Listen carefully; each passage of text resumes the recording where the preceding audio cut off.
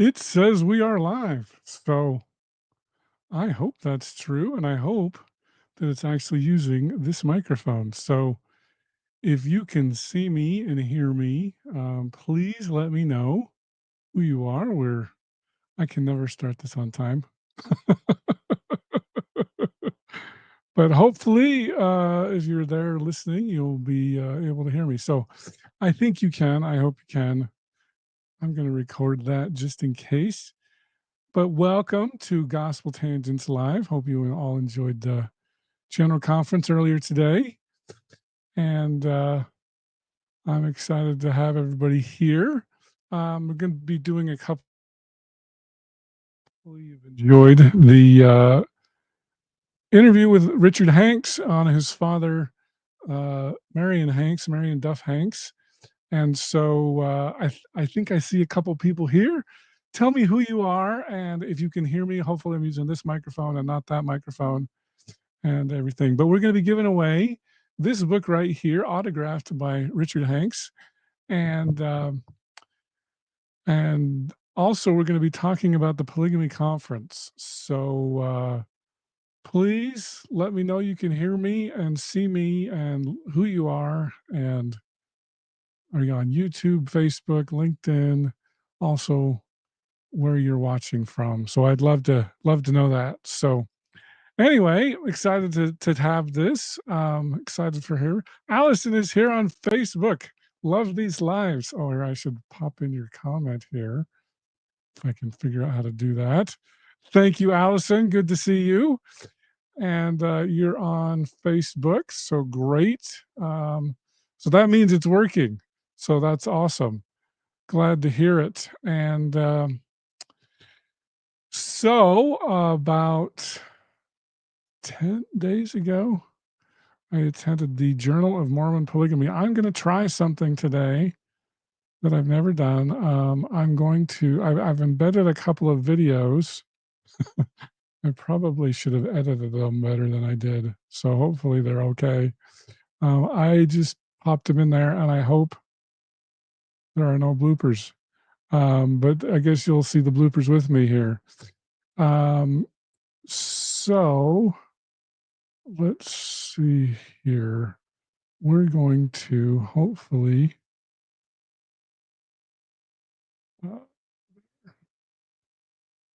okay. Oh, I don't want the presenter coach. I just want to present this.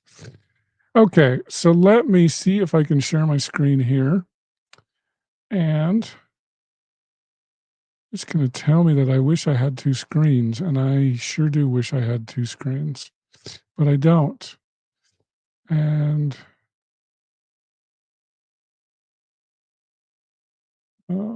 that's not showing me that entire screen.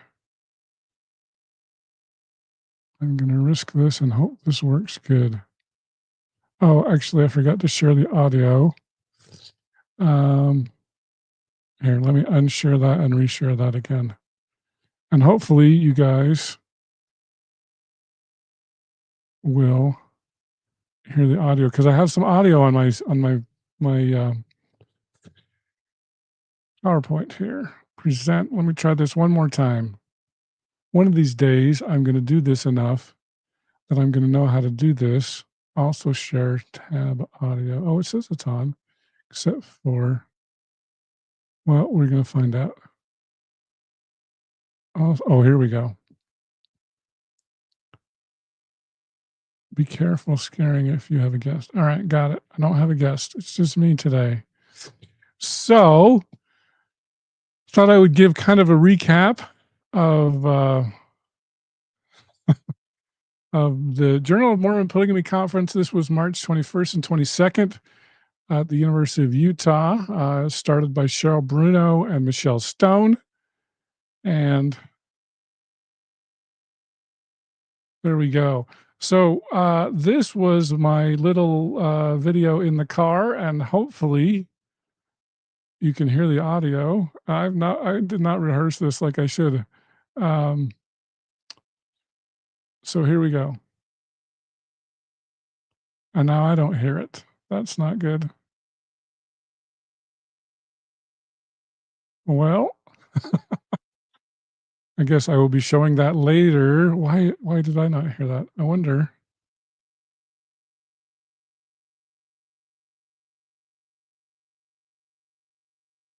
Should be troubleshooting during this show. It's a difference. I unplugged something and I still don't hear it. Oh, it's because I'm muted. Let me try that again.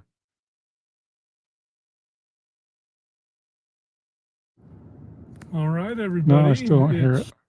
Here, let me try one more time. How do I stop sharing?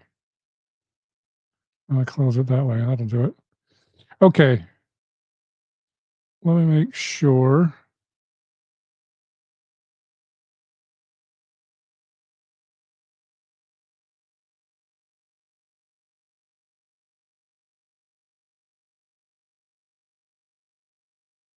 I don't know if I'm sharing or not. Hopefully I turned off the sharing. I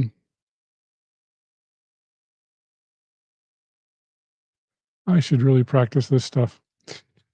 Okay, well, here, tell you what, we're just going to try this again. And sorry, you won't be able, I'll show the videos later. I was hoping this would work, but my fault for not. We're starting late and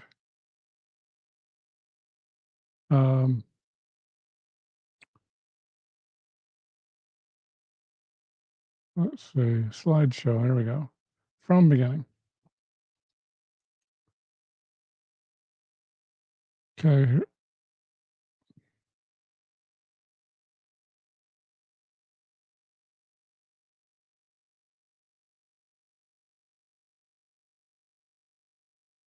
all right. Hopefully you can see my slideshow. Journal of Mormon Polygamy Conference, March 21st and 22nd, 2025 at the University of Utah. There we go. And okay, so one of the things that I got to do was I got to go to the University of Utah Special Collections, and I have here an 1830 copy of the Book of Mormon. They have a few of them there. I did talk to Robert Messick. He already knows about this. This is part of his census. And so the interesting thing about this particular one, you can see the name on there is Emily Hale. The librarians were not LDS, and they were wondering who Emily Hale was, and if Emma went by Emily, which we think is probably not likely. Maybe she has a cousin Emily, but anyway, nobody knows. So you can see that there. So who was Emily Hale? Nobody knows, but Emily Hale had a first edition copy of the Book of Mormon that's in the special collections at the University of Utah. So another thing that they had there, which was a book that's kind of famous, I didn't realize how big it was, is Wife Number 19, A Life in Bondage, a full expose of Mormonism by Anne Eliza Young. So she was Brigham Young's supposedly 19th wife. She did not like polygamy, and so this was published, I think, in the 1850s. I forgot to look at the title page on that. But they've got one of those at special collections as well. They had an 1870 Doctrine and Covenants. I think they had one earlier too, but I didn't have a picture of that. So that was kind of fun and cool to see in special collections. This one was a little bit jarring to me, and I wish I could see the date. I can't, it's so blurry. I was gonna try to clean that up, but I didn't have time. But it's got the temple robes on the front cover of the Washington Times. I also didn't realize that paper goes back a long, long time, because this is a really old newspaper, probably from the 19th century, I believe. So anyway, that was kind of interesting. That's also in special collections. Of course, they have newer stuff as well, including the Linda King Newell papers. And she just passed away recently. And Linda King Newell and Valine Tippett, Avery Tippett, I can't remember, were the two who wrote Mormon Enigma, which was the biography of Emma Smith, and so both they've got her papers there at University of Utah, and you can check those out at Special Collections. Oh, I think this is slightly out of order. But on the opening day, we had Barbara Jones Brown was the speaker along. She was kind of the keynote speaker, and then Michelle Stone, um, Cheryl Bruno, and who am I missing? It's on the next page. Oh, sorry, I have my first night impressions, which I was going to share, but I guess I'll have to share that as a separate video. Maybe it's on the next. Yeah, that's not going to play. Here we are. Oh, Maxine Hanks. That was the other one. So here's kind of the Friday event schedule. I got to go to the earlier special collections thing. But yeah, so I guess I'll go through kind of the agenda here. Jerry Spanos, I don't know who Jerry was, but he talked about disagreeing without being disagreeable, which we probably all needed to hear. The idea of the Journal of Mormon Polygamy Conference was to get traditionalists and polygamy skeptics or monogamy affirmers, I'm not sure which term is going to hold up there, but because people disagree a lot, and so they said you're going to hear stuff today that you're going to disagree with, and we need to be respectful, which everybody was. There was definitely a different vibe to the conference. I would estimate probably 75% of people were skeptics, and 25% of people were traditional narrative people. So anyway, so the opening panel was Cheryl Bruno, Maxine Hanks, Michelle Stone, all things Emma. I didn't hear anything that really surprised me in that presentation. Michelle talked about kind of like, we need to believe Emma. Emma denied polygamy, and we need to believe that, which, kind of what I would expect Michelle to say. Cheryl and Maxine were more of the traditionalists. Didn't really hear anything I didn't expect to hear.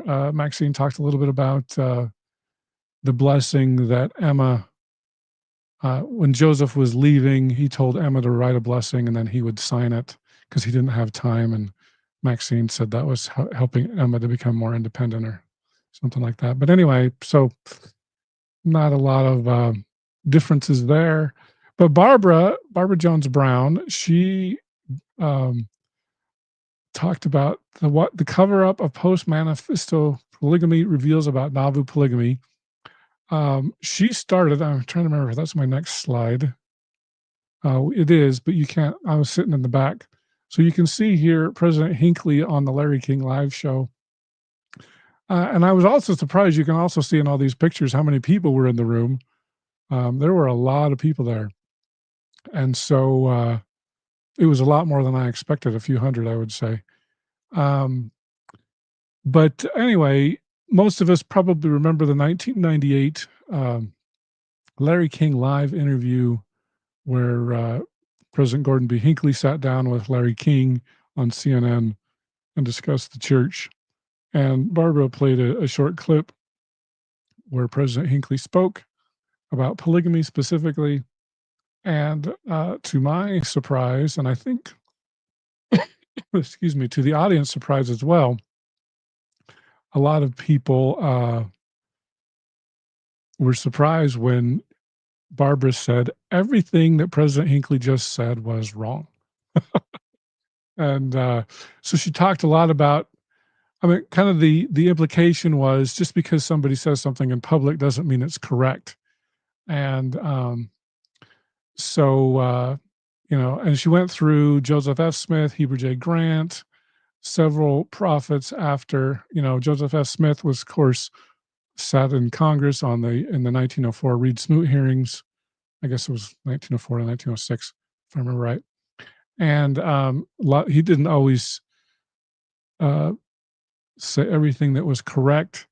And so she just kind of cautioned that we need to be careful about public denials. They might not be correct, even whether the person has good intentions or bad intentions. And she didn't get into intentions necessarily, but sometimes there were misleading things said. So I thought Barbara was amazing. I thought she was the best speaker of the whole conference. And I was like, Barbara, we need to get you on. And so the funny thing about Barbara, she said that she'd given a similar presentation in 2015. So this was not a new thing for her, but it was new to me. I didn't remember, and maybe I didn't go to her presentation last time, but it was a really good presentation. Um, so Saturday morning, we had basically a few training classes. The I wish I could remember their names. The people from Special Collections spoke about, how to access special collections and what the library can do to help you. So it was kind of similar in some ways to, it was similar, but but they covered a lot more information too as well, as the one that I just showed you with some of the cool artifacts that they had and documents. And then Marianne Clements also gave a really interesting presentation on research techniques, kind of very technical. I think a lot of people, there were basically there was a lot of people there. I would, as we talk about the conference attendees, there's a lot of amateurs here. I would include myself in that. In that we don't really, we're not historians. We're interested in history. How do you do research in the archives and the special collections and that sort of a thing? And so Marianne and the librarians were very helpful. Marianne's a certified genealogist, so she talked a lot about how genealogy can be helpful in doing history. I know Marianne and Artist Partial are probably two of the biggest genealogists that are also historians out there, and a lot of people don't. Marianne cautioned people on relying on Family Search because it's notoriously uh, got some bad information. So she's like, so you can start there, but you need to verify it with other sources. And so, anyway, that was interesting.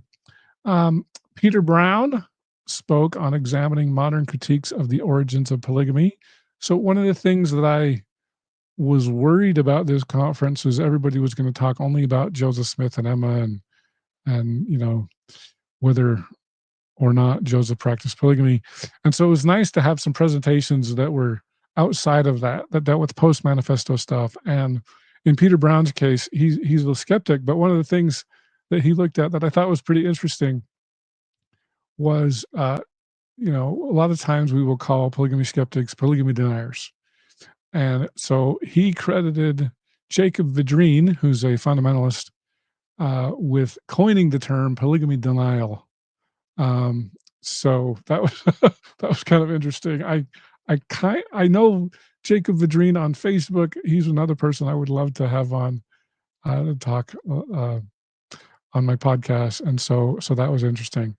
Don Bradley spoke about how there's a famous list by Andrew Jensen. He was the church historian in about, I want to say, 1890 to 1900, around there, around that time period. And he came up with kind of the first list of Joseph Smith's wives that included Fanny Alger. And so Don really gets into handwriting. And was this Andrew Jensen's handwriting? Was it Eliza R. Snow's handwriting? And so he really got kind of into the weeds on that. So that was interesting. And then we broke for lunch. Thought I would share some pictures of some people that were at the conference. Down here in the bottom middle there is Marianne Clements. So for those of you who don't know her, she was amazing. She is a blogger with me and then Dave Bannock, or Bannock. I always say his name wrong. Dave Bannock. We're all three bloggers at Wheat and Tares. I'll have another thing there. So the Wheat and Tares family, we try to get together whenever we can. Cheryl's actually also, although she's kind of inactive now, blogger. I'll have a picture of her later. So it's always nice to get together. Up here in the top left is Kevin Kraut. He is the son, he's got a sling on his shoulder. He fell and hurt his shoulder. But anyway, he's the son of Ogden Kraut. Ogden, I think, has written 52 books about polygamy, including the most famous book, Jesus Was Married. So I had Anne Wild was I think Ogden's second wife. I can't remember. I don't know how many wives Ogden had. And Kevin was the son of Ogden's first wife, and I don't know her name. But of course, he's very knows Ann Wild very, very well. Over here on the right, we have a missionary from the Peterson Group, aka the Righteous Branch of the Church of Jesus Christ of Latter-day Saints. And so they're a fundamentalist Mormon group. And so Jordan Peterson, he's of course not the famous Jordan Peterson, but he's a good friend as well. And so you can kind of see here we had, well, this is kind of the fundamentalist and the traditionalist side. I'll have other people in here as well, but just thought I would introduce Marianne quickly. And so then we went to lunch, and you can see here Maxine Hanks, who presented as well. We talked a little about her. Gary Bergera, formerly of Signature Books. He's retired now. And you can see Taylor Petrie's ear sitting next to me. And of course, here's a better picture of me and Taylor Petrie together here at lunch. Got the side of Marianne's head. And this is Claire Barris, who presented at the conference, and his wife, Helen. And so we had a fun lunch, and it was fun hanging out with all these guys. The Saturday afternoon session, including a panel discussion, the women's perspectives on polygamy. I will show a picture of Margaret Toscano, Whitney Horning, Charlotte Erickson, Celine Anderson, and Jasmine Bradley. Here, you know what? I'm going to go because I'm pretty sure it's the next one. So I took a picture of the screen so you can see Jasmine here on the left. Charlotte Erickson, she is a polygamous wife. And I got to meet her a few weeks ago. I actually went to church with her and her husband, Josh. And so I kind of knew Charlotte before the meeting. And so that was a lot of fun. And then we have here in the middle, Margaret Toscano. She's been on the podcast, I think 3 times. And Margaret's a good friend. She's the one who kind of initiated the September 6th, although she didn't get for those of you who don't know, and I probably should stop for questions too for a second. Maybe I'll stop sharing for well, no, I'll finish this really quick, and then I'll stop for questions. So post your questions on Facebook, and I'll try to look at them. But Margaret, in September of 1993, she was called in and talked to about some of her writings about feminism and women in priesthood and Mother in Heaven, and in 1993, 6 people were excommunicated, including her husband, Paul. I did not see Paul at the conference, but Margaret was there. And so anyway, she's a good friend of mine. To her, well, let's see, this person here is Whitney Horning. She is what you would call a polygamy skeptic.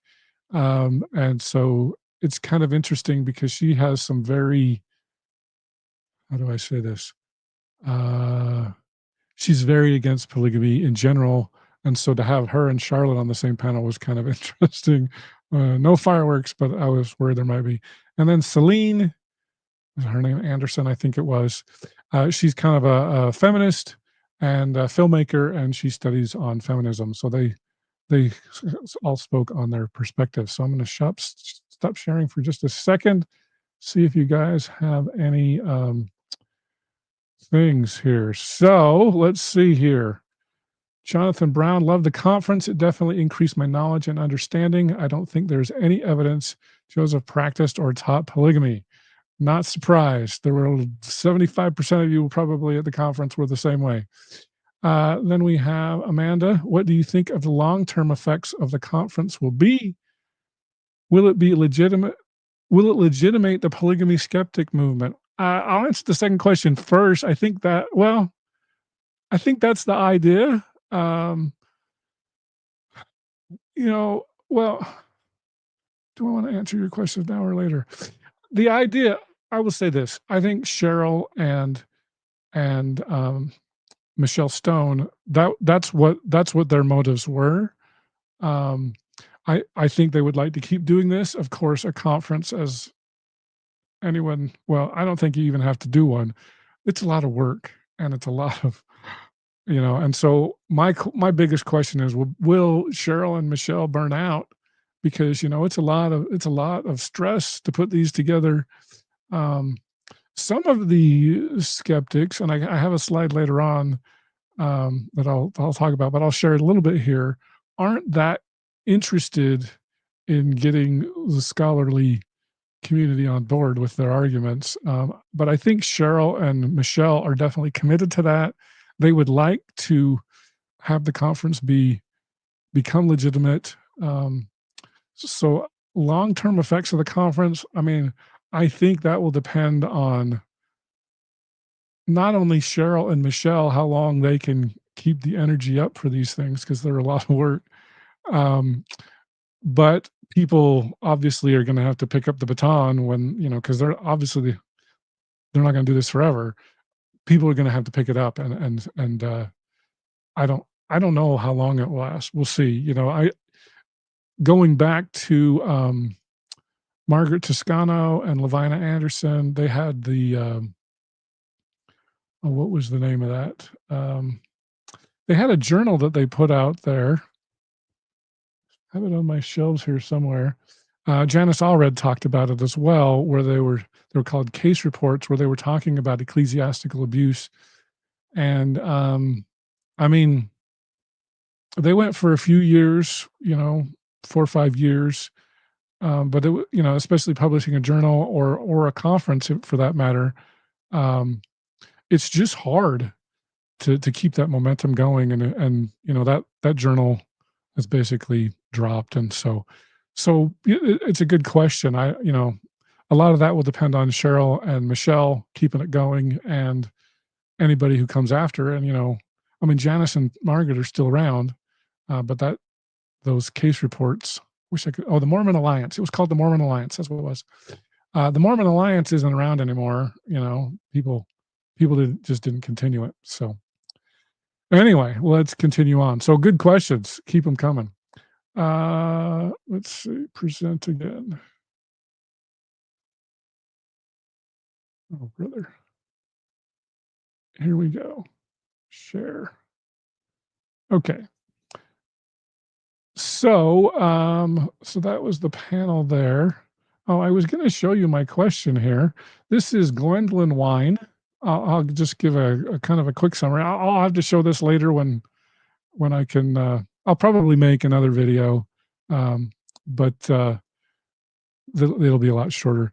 But Gwendolyn had popped up or gave a presentation on and one of the things that really caught my attention was uh, she talked about the Cochranites, and I had a comment that I'll read there. My comment was really from Mark Tensmeyer, who had said that one of Joseph's first plural wives was his brother Don Carlos's wife, Ina Coolbrith, and there was one other person.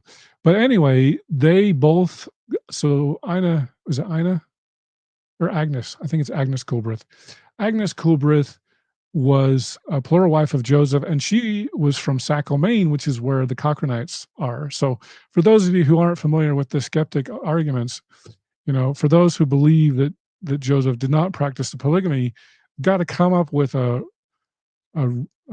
how polygamy entered the church outside of Joseph Smith. And so a lot of them blame it on Brigham Young, and a lot of people point to the Cochranites, who were an earlier group that practiced spiritual wifery or polygamy. And so they think that Brigham Young and Heber C. Kimball and a few other people went on a mission to Saco, Maine, became familiar with plural marriage, and then they're the ones who introduced it into the LDS Church. And so I had a comment there, which I wish I could play. But anyway, so here's a picture of Gwendolyn right here. So I was surprised. Gwendolyn flew all the way from Switzerland to come to this conference. So I think that was definitely the record for most traveled conference. She was very friendly, very nice. Obviously, I don't agree with her argument, and I wish I could have played that clip, but I'll show it later. She definitely believes the Cochranite argument. Over here on the left is Danica I hopefully said that right. Danica Peterson from the Peterson Group. She's the mother of Jordan Peterson that I showed earlier, and she's been a subscriber for a long time. Really good friend, and so anyway, that's cool. And then Renee Barnes and her dad. I don't remember her dad's name, so I apologize. But I saw Renee. I think at Whitmer back in September in St. George, and so anyway, she's just kind of a Mormon history aficionado, like the rest of us. Some more people that were at the conference: Gene Judson with the Superman shirt there, on the right top right there, and then I sat next to. I just called him my San Diego friend. I wish I could remember his name. I would have put it on there if I could remember, but I should have written it down and I didn't. On the top right here, you've got Claire and Helen again, Barris, and then Cameron Stringham, who's also a podcast listener. Down below them, we've got Walter Reed from Wisconsin. Walter's become a good friend and a subscriber. And so Walter is kind of amazing. He's kind of diving into Mormon history, but he's also been working with Legene Caruth. For those of you who know Legene, she's the one who transcribed Pittman shorthand for both Paul Reeve and Richard Turley. Richard Turley and Barbara Jones Brown's book, Massacre at Mountain Meadows, and then Vengeance is Mine. Legene is the one. There were a lot of the trial transcripts were written in Pittman shorthand, which only about 5 people in the world can read. And Legene is in her 70s, and so somebody needs to learn how to do this. And Walter is learning how to read Pittman shorthand and Taylor shorthand, and so he's being trained by Legene right now. And so anyway, hopefully Walter can keep up the shorthand so that people can know all of these documents that nobody can read, because nobody can read Taylor and Pittman shorthand. So anyway, Walter's a good friend. Of course, on the bottom left we have Jasmine and Don Bradley. I just found out today that Don's son, I think, passed away unexpectedly, and they're actually having a GoFundMe for funeral expenses. So I'm very sad to hear that, Don. So I feel for you. That just happened this weekend, apparently, and very, very unexpected. And so my heart goes out to Don and Jasmine. So very, very sad there. So on top left here, we've got the whole Wheat and Tares gang here, all in one photo with Cheryl Bruno in there. On the right, we have Janice Allred. She's the sister of Margaret Toscano. Their maiden names are Merrill, apparently. And so it's always good to see Janice. For some reason, I kept calling her Carol, and Carol is my cousin. And I told Janice she looks a lot like my cousin Carol. So that was why. But Janice is always a delight to see. Down below her, we've got Todd Compton. He's the author of In Sacred Loneliness and a presenter at the conference as well. And then bottom left, we have Charlotte Erickson. This is a little bit closer picture of her. And then Tracy Roberts, who's a friend of hers. And so they're kind of independent fundamentalists. And I went to church with them a few weeks ago. So fun to see them. Oh, I thought I had more stuff than that. But anyway, let's we're going to do the drawing in just a second. But maybe I will come back here. Was there anything else I was going to talk about? I probably should go back to that other thing. But let's see here what comments here. Jonathan is campaigning, I can see, which was a big problem at the conference too. I'll just mention that. The more evidence I learn about the monogamy affirming argument, the stronger my faith in Christ and the LDS Church gets, which is funny because I can tell you I've heard the same comment from fundamentalists. The more they learn about polygamy, the more stronger their faith gets. So it's kind of a funny argument. I mean, it reminds me of Joseph Smith when he talked about all the contests of these parties of religion appealing to the Bible, and nobody could choose and which was the right church. Because I'm not trying to denigrate anyone's testimony, not at all. But the argument that I prayed about this, and I know that Joseph's a polygamist, or I know that Joseph Smith is a monogamist, to me, just it's no different than Joseph Smith with all the contests of these parties of religion. So I don't, it does not, it's not a convincing argument. I'm glad you have a testimony of Christ. That's great. It's not a convincing argument. But anyway, the most of the response I get is fear that if polygamy wasn't taught by Joseph, I could say fundamentalists would say the same thing. Then the church must not be true. Why is there so much fear about this? It's a rhetorical argument. I'm not going to even tackle that. That it's one of my biggest problems, and with the skeptic argument or the monogamy affirming argument. These are emotional appeals. They're not historical appeals, and it's really why I have a hard time. You call it fear. I call it lack of logic. We historians cannot rely on answers to prayers to answer these questions. And so it's not fear on my part. I can say that. It's just a lack of the historical method, and that's what I'm interested in. So since Peter, you mentioned that, or Jonathan rather, um, it is kind of one of my things. I thought I was going to spend a little more time on that, but I'll talk about it right now.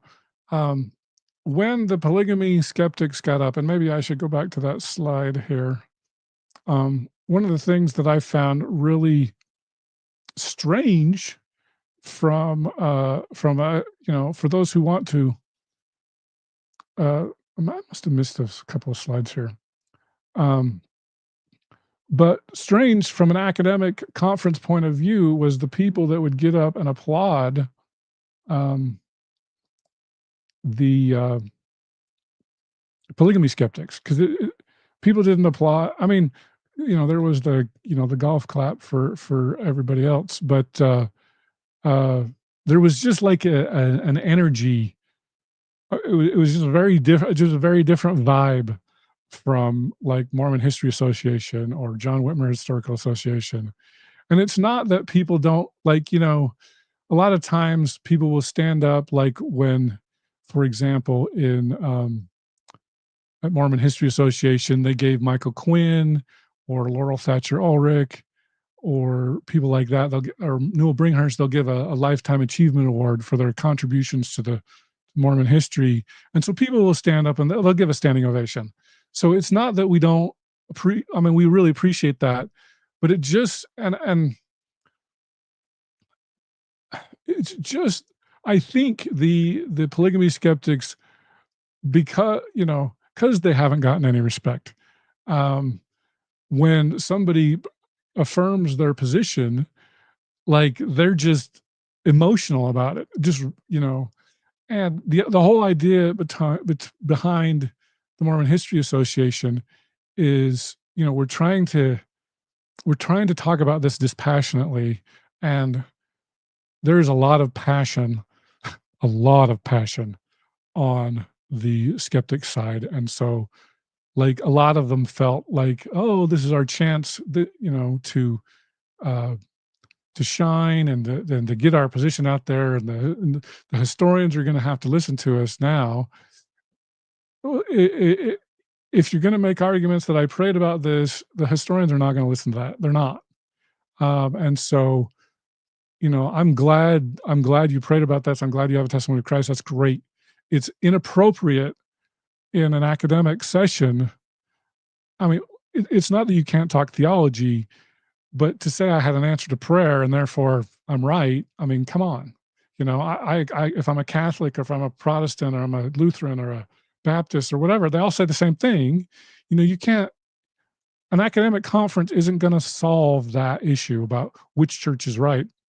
And that's what Joseph Smith even said, Yeah. So, a history conference should be a history conference. And so I think I have it here. It was on the slide with, oh, this is the point that I forgot to make here on this slide. So I had a really strange but interesting conversation with Jeremy Hoop after after the conference ended. And my advice to him was, you need to quit slamming the um, the historians community. And he said, "Well, I will, but I'm not going to say they're not guilty of historical malpractice." And my response was, "You need to stop that." Like, if you say that, you're not going to make any friends, and you need friends. And he said, and he surprised me with his response.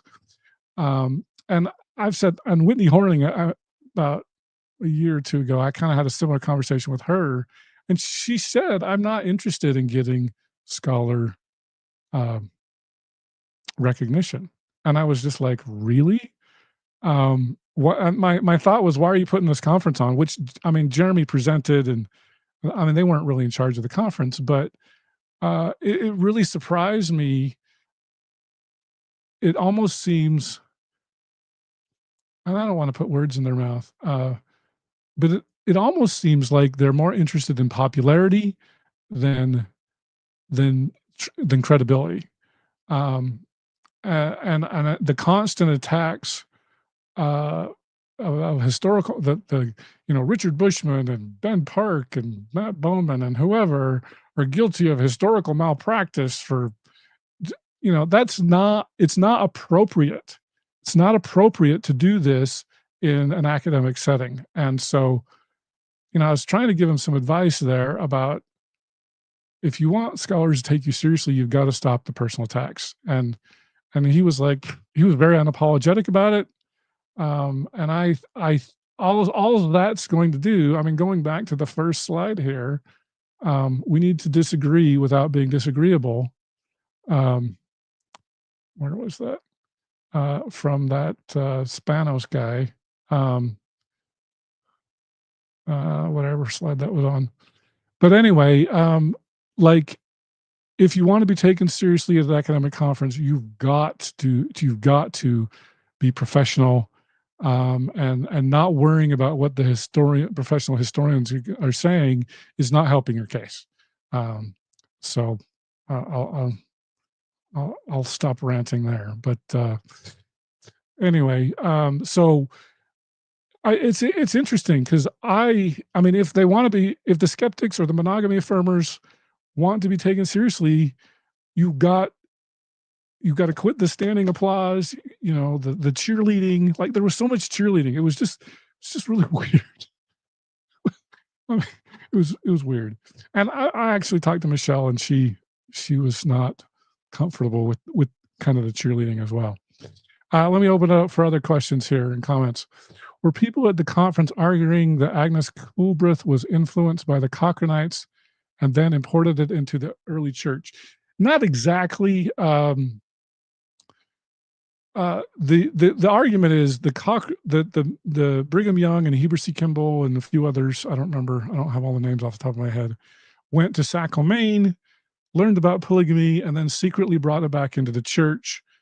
And so all of the Cochranite ties are to Brigham Young, and therefore Brigham was wrong about polygamy. It was Joseph Smith didn't bring polygamy into the church. It was Brigham Young via the Cochranites. So it was on my secret episode. It took me forever to find the comment that Mark Tensmar has written. I finally found it, and I ran right up. And Mark has said, well, if you want to make the connection between the Cochranites and Brigham, there's also a connection between Cochranites and Joseph Smith, in that Agnes Coolbrith grew up in Saco, Maine, and would have been exposed to, in fact, there's another person in there, would have been exposed to the Cochranite polygamy thing as well. So you can tie Cochranites to Brigham. You can also tie Cochranites to Joseph Smith via Agnes Coolbrith. And then there was another brother-in-law, I don't remember the name, also from Saco, Maine as well. So anyway, so that hopefully that answers your question, Amanda. Thanks. Thoughts on Jeremy Hoot presentation on William Clayton? Brian, thanks for bringing that up. It So the interesting thing, and I forgot to mention this too, so thanks for asking this question, was Dan Vogel had just on I think on Thursday, the Thursday, so the conference was Friday and Saturday. The Thursday before the conference, I'm pretty sure, um, Dan Vogel had just published kind of a rebuttal to some of Jeremy Hoop's, um, William Clayton, uh, things, and so Jeremy was on Michelle Stone's podcast, 132 Problems, a while ago. I think Michelle told me it was like 2 years ago, and, so Dan had done a takedown, and I agreed with Dan Vogel. Because the whole one of the problems, for those of you who don't know, one of the problems with, the polygamy skeptic position is that they say there's very little contemporary evidence for Joseph's polygamy, but one of the biggest pieces is William Clayton's diary, and so William Clayton diary has to be discredited, um, by polygamy skeptics as a forgery, and so there are some weird things about the diaries for those of you who don't know. Um, so I think there's like 2 or 3 of them, and just don't quote me here, but the idea is he had diaries 1, 2, and 3, and he would write something in diary 1, and then he would write like January 1st in diary 1, and January 2nd in diary 2, and then January 3rd in diary 3, in diary 1, and then January 4th. I mean, the dates are all wrong, but the idea is he was kind of going back and forth. And so Jeremy Hoop's claim is that in this one diary, which apparently is the only diary that has, um, uh, polygamy in it, that this diary was forged. And so you can't trust anything that William Clayton says, even though it's contemporary. And I mean, Jeremy never ever talks about the Kinderhook plates because there's like a perfectly sized drawing of the Kinderhook plates in the Clayton diary, and so they have to say, well, it's a forgery, but it's like the perfect size. And so anyway, so my thoughts, I was not persuaded by Jeremy Hoop on William Clayton, and well, he and I mentioned that to Jeremy, and he was like, "I got lots of information," and I mean, he's super confident about it, but I was not persuaded. So, um, Jonathan, I must have been unclear. Prayer has nothing to do with it. Well, then don't bring it up. Uh, there is a mountain of evidence against Joseph ever practicing. I won't get into it today. Thank you. And most of the historical evidence comes from Joseph F. Smith 30 plus years later. My question is, why is there an emotional attachment? That's my question to you, Jonathan. There was clearly an emotional attachment at the conference for all the skeptics that prevents people from even considering an alternate historical theory similar to the priesthood segregation in the early 1900s. Um, Michelle was very upset with my Jesse James presentation, but it it's viewed as a conspiracy theory. It's viewed no different than anti-vaxxers. So, I mean, the, once again, this is a rhetorical question. Why is everybody else so emotional? I'm not emotional. Come on. I mean, really? Come on. uh, I don't know. To me, that's a silly question.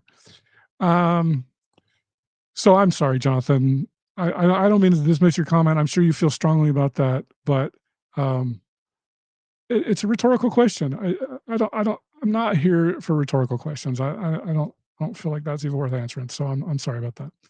Were other branches discussed, Rigdon Strain from Kyle Bashir? Kyle, good to see you. Hope things are going well.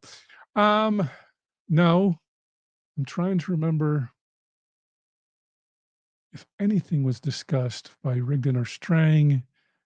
I don't remember anything being discussed. I'm trying to remember because Cheryl's done a lot on Strang specifically with it's in her masonry book, because James Strang had some stuff there. But yeah, I don't remember anything from Strang. Um, So anyway, so thanks for the questions. I guess it's time to give away a book here, To Be a Friend of Christ. And so here, let me get my squeaky wheel here thing. We're going to give this away right now. So we had quite a few entries in here. Let's see here. Who's going to be the winner? I'll close my eyes even. Oops. Taylor Phillips from Pocatello, Idaho. Congratulations, Taylor. You are the winner. I wish I had more people to deliver these locally. It's funner than to mail them. But Taylor, you're going to have to send me a photo included in my newsletter. So congratulations. You are a winner of an autograph, To Be a Friend of Christ, Richard D. Hanks. So that was a super fun interview. I had somebody say that it ranked right up there with Matthew Harris. So the views didn't rank right up there with you. But it was a fun interview. And Richard, if you happen to be watching, or if you're watching this later, thank you. It was a super fun interview, and congratulations to Taylor. So I'll be putting this in the mail, and so very good.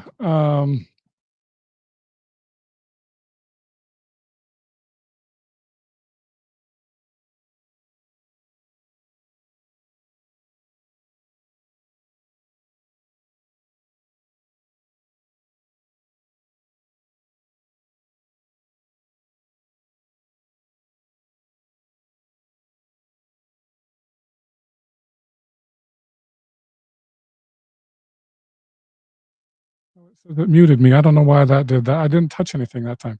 So hopefully you can hear me again. But the book I've been reading is Pioneer Prophet by John Turner.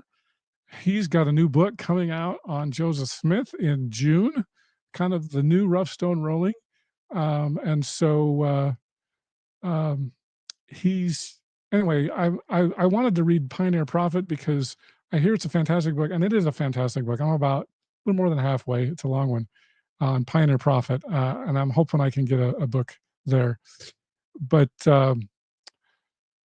it's I probably my next live in the next week or two. I don't know. The problem is I get too busy. I can't do these lives all the time. But the next time I do one, I'm going to try to put together kind of what I thought was really interesting from Pioneer Prophet. And so that was great. So all right, Deb says now we can hear you. I still do not know why my thing didn't work. And so anyway, I'm glad you can hear me. Doesn't the printing of parts of 132 in the Nauvoo Expositor discredit the theory that Brigham Young made it all up? I think it does, but the skeptics have an explanation for that. I probably should study that a little bit more. But yeah, I think so. Ryan Lopez Love, I saw Arlo Stevenson today. Just hope you said hi to him. And because we bonded over listening to your show a couple of years back, every time I see him, he mentions your podcast. Thanks. I hope you told him hi. I love Arlo. He's great. I didn't know he was listening, so that's fantastic. Thank you, Ryan. That's awesome.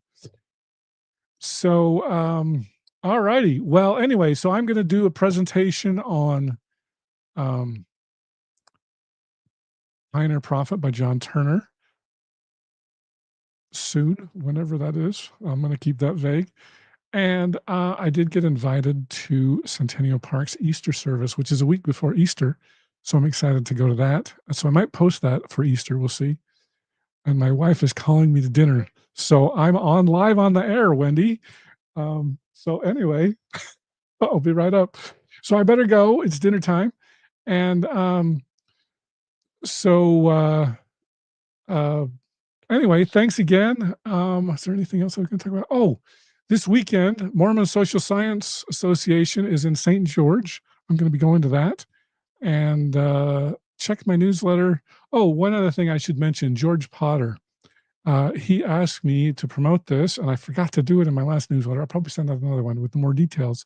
But George is planning a trip I think in June to Peru, and he thinks the Book of Mormon took place in Peru, and so he's going to be giving a tour about with Cuzco and Machu Picchu, I think. And anyway, I'll try to send out a special thing since I forgot to do it this week.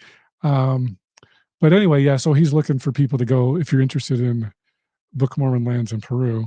George Potter's doing that. So anyway, thanks everybody for listening, and I will let you go. And on Tuesday, I'm planning to post my interview with David Nielsen from the Nielsen Naylor group. So they're a fundamentalist group, and so it's a really interesting interview, and so you won't want to miss it. I was excited to go to church with them, and I'll probably have another video. I thought I lost all my video, and then I just found it today, so I was happy about that. So anyway, I got to run to dinner, so we will see you all online, and thanks everybody for coming and watching and asking questions. Talk to you later.